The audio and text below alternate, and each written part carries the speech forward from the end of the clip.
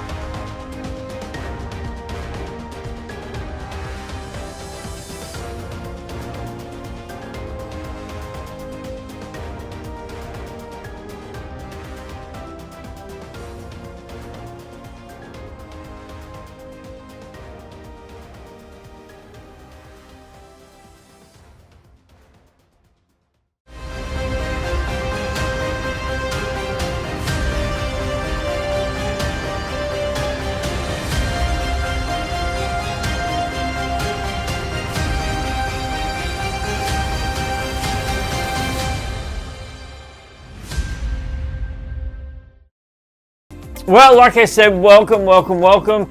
So there you go, there's the cast, directed obviously by Mel Gibson. So, you know, you think directed by Mel Gibson that this one is going to be an absolutely ginormous mega movie.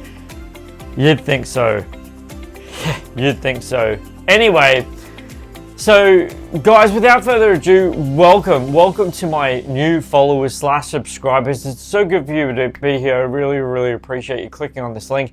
Thank you so much for being here. And those of you who've been here for a while, welcome back. Thanks for clicking this link and watching my personal thoughts for this new movie by Mark Wahlberg and Mel Gibson, Flight Risk. And I kid you not, in any way, shape or form, guys, I'm actually genuinely surprised more over anything about this film, more than anything, genuinely, of why they promoted this as much as they did.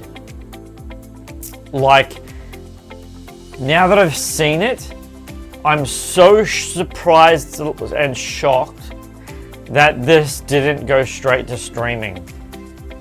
It is that bad. It is that bad. Like, it really is that bad. The opening sequence of this movie is the biggest scratching my head, what is going on right now, acting, that I've seen in the longest time. And those of you who have seen the movie know exactly who I'm talking about. Winston, his character, Topher Grace, opens this movie, and his acting at the start of this movie and throughout the entire rest of the movie is so bad. It's so bad. Like, the opening of a movie is intentions to not only bring you in as an audience, like really have your attention, but to actually hold you there. And his opening line / acting is beyond ridiculous. It is so bad. And I don't know whether it's supposed to be, because of what his character, what we find out very shortly into that sequence, is. And I don't know if they were making him out / trying to make him out to be I don't know. I don't really understand. But it completely made me go, what is going on right now? Please let this get better. Please let this get better. And it's just so like what is happening right now? Like, what seriously is happening right now? I genuinely, wholeheartedly, guys, I could not believe how bad his acting was to open this movie. Like, it was so pathetic. It was so pathetic. And I think that they were trying to make a jump scare. Now, before I go too far into this, I just want to give my new followers / viewers a heads up right now. Anyone who's been following me for a period of time, I know that I say this in every review I do, but you obviously know why, because those of you who are new to my channel, I just want to give you the heads up. Anytime I talk about a scene, I actually talk about it contextually. I don't give any spoilers, so you won't hear any spoilers from me in my movie reviews.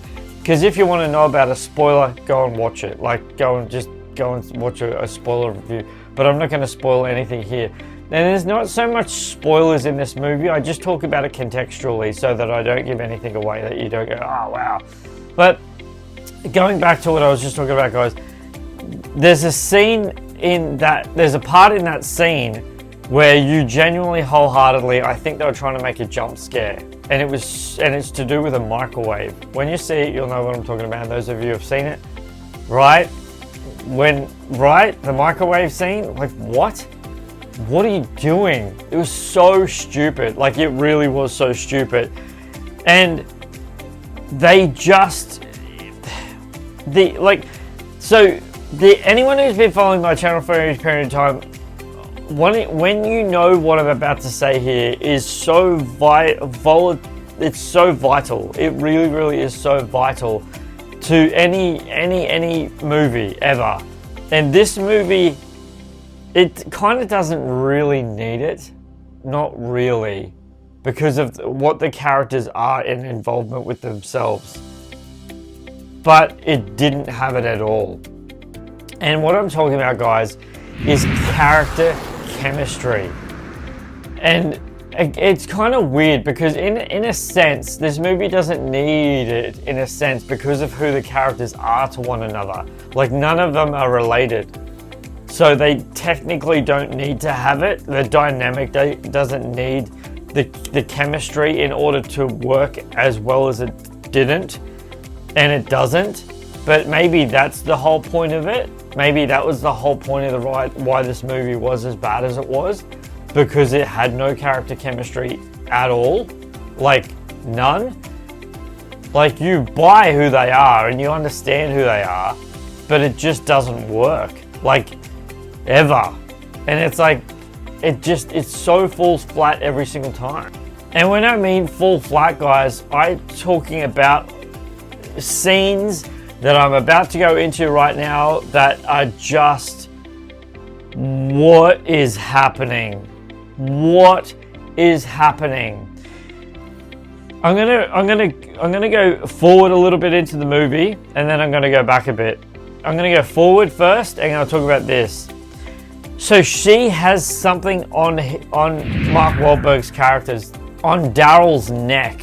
She has something on Daryl's neck.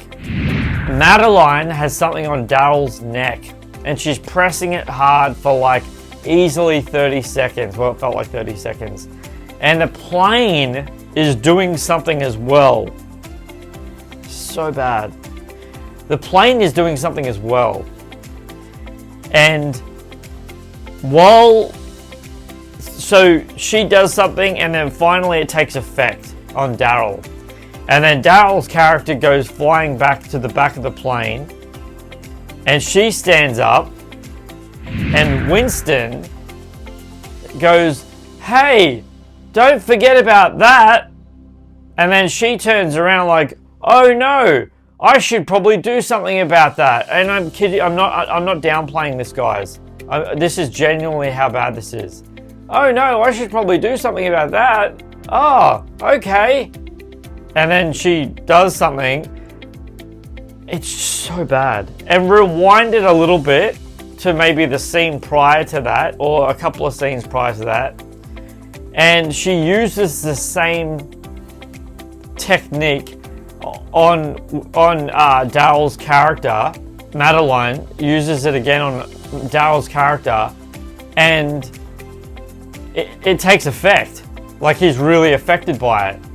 But he isn't the second time. Like, in nowhere degree, not even any degree, shape, way, shape possible. And I'm just like, what? To the point where the way the camera pans out and sees the whole plane, like, they're not even that, like, they're not even that far, like they're not even that flying that high. Not really at all. Which I got another scene to talk about in a second to do with that as well. And the camera pans out, and the camera's following the plane down, right? And she's got so much time to rejuvenate the situation that nothing, like, it just, she comes out, it's like, what the heck? No! Double thumbs up, down, I mean, no. And so that's an element of that, okay?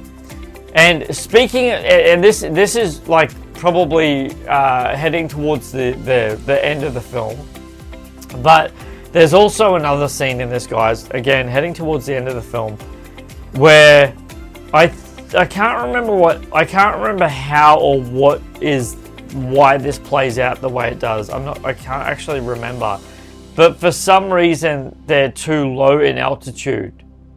But again, the plane is on autopilot, so it's flying itself. But for some reason, I forget why, the plane dips down for some reason. I forget why. And Madeline and Winston are both at the front of the plane, and she has to make a decision where she's got to pull the plane up, and they fly through ice. I'm just gonna tell you that they fly through ice, and it's like it just comes out at the other end of the ice, and they're fine. And I'm just like, get a grip! Get an absolute grip! Like, that is just so stupid. Oh my goodness, that is so stupid. It's not even, I was blown. I was so like, no, just no. Like that, oh man. Talk about theatrics. But anyway. This is how bad this gets. So Daryl has had a situation happen to him. And if you've seen the trailer, you know what happens. And he's now at the back of the plane, and he's tied up. Okay, he's tied up because Madeline's done something heroic. And he's tied up, he's at the back of the plane. And Daryl, so Madeline and Winston's character are in frame, and they're at the front of the plane. This is so bad. They're at the front of the plane, and the camera is on them. And so Daryl is now out of focus in the background. Still being seen by the camera, but out of focus in the background. And I'm not kidding you in any way, shape or form, guys. You can literally see Daryl / Mark Wahlberg's character like moving his hands around, trying to get comfortable in the shackles. Like literally, like moving his hands around, and he's like moving his head around. It's like, it is the worst acting. It is the worst acting, and it's almost like he forgets how far out of focus he is, but he's not out of focus because you can see him, because he's not actually that far back. It's like I without moving the camera or whatever, but it's literally it's like maybe 3 meters away, maybe a guesstimation about 3 meters away, 3-4 meters away. So he's not out of focus as in like you can't see him. He's just there. Like, he's literally just there in the plane. It's a tiny plane, guys. And he's sitting there, like, adjusting his hands, because obviously he's got his hands in the air for so long while the shot's being taken. Do you know what I mean? It's so dumb. It's so dumb. There's so many things in this movie, guys, that just blew my mind at how ridiculously, outlandishly rubbish that it's like, what is going on right now? Like, it's so poorly done, especially directed by Mel Gibson. Like, that's the thing that's made me more over anything been so surprised at what a letdown this was. So this was the biggest part of. I thought I fell asleep. I thought I fell asleep and woke back up, and I didn't nod off once in this movie, surprisingly, because it was really bad. But I need to talk about this. I need to talk about this scene. Madeline does something with something to Daryl, and it sends him to the back of the plane. And she has to rectify that situation. And so she pulls something else out to rectify the situation. And she has to open a window again to rectify the situation so that, you know, the plane isn't full of something else. Okay? I'm trying to be as vague as possible, but give you context as well. And so she's rectified the situation. She closes the door. Now, Daryl is laying head away from the plane on his back. His head away to the tail of the plane on his back. Then you see the shot. Again, all the shots or 90% of the shots are facing down the plane. And so he's like kind of like an L shape kind of thing. So his body's like that kind of thing. Like, you know, so his head's like that way and his head's down the back of the plane. And this threw me. This totally threw me. I was like, what is going on right now? What did I miss? You missed so many scenes in this. Like, it is so bad. All of a sudden, Winston is, and that you could tell that you're about to see Winston come back, as in like regain consciousness, because of the tonality of the ambient music and stuff like that. Like, you knew that something was about to happen because there was a lull in the scene and stuff was getting good again, and so you knew something was going to go down. All of a sudden, Winston is in the fetal position, but like on his hands and knees, facing Madeline and Winston. So he's facing us now. All of a sudden, the camera pans down, and he's double handcuffed around the chair. When did you do that? When did that even happen in this movie? What scene did you skip for? Wow, I could not believe it. Oh man. Oh my gosh. Oh wow, I was blown away by that.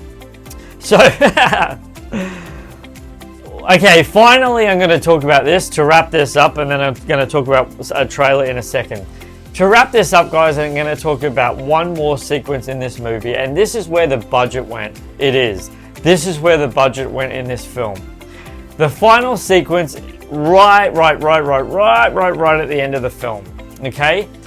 Melody finally lands the plane, okay? She lands the plane, and the way that she lands the plane and stuff, the sequences of events that happen, especially to Daryl's character, played by Mark Wahlberg, that's where the money went in this movie, 100%.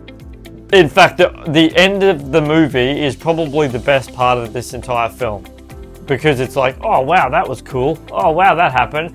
And the way that everything just, you know, goes array. Like, it's pretty like, oh wow, there's some, you know, quality action here that's like, oh wow. And I kid you not, in any way, shape or form, guys, this is the worst film I mean, I wouldn't say worst film I've ever seen, but the worst film to date that I've ever seen Mark Wahlberg, and directed by Mel Gibson. Like, it's so bad. It is so bad. It's so bad. So this movie is a massive thumbs down.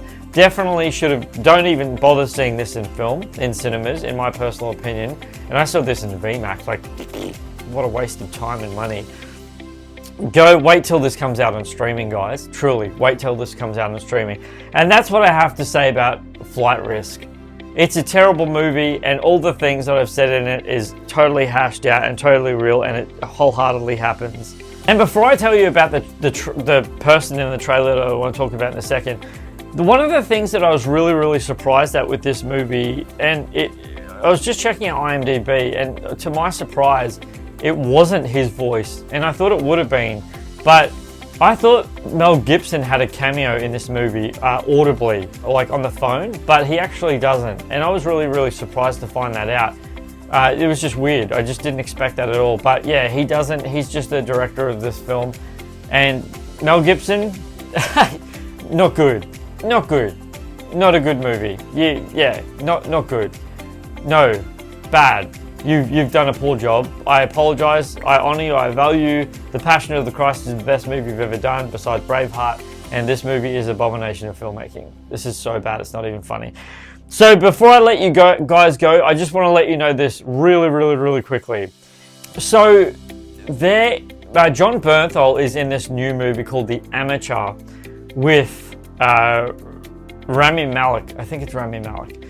And it looks like a really good movie. And if any of you have seen The Punisher with John Bernthal, then you'll know A, how absolutely incredibly amazing he was in that movie, but B, and one of the things that I really valued about I believe it's John Bernthal, I think that's his name, is he's actually got a full beard in this movie. And in The Punisher, he grew a massive beard, and I was like, man, he really suits a beard. And he's grown it back for this movie, and I was like, oh, he looks awesome with a beard. Like, I was so impressed with that. So yeah, I know that's totally random, but I was like, man, he looks so sick with a beard, and he's grown it back in full, and he looks amazing. It's called The Amateur, so go check it out. I might even leave the link to The Amateur trailer in the description of this movie review, so you can go check that out.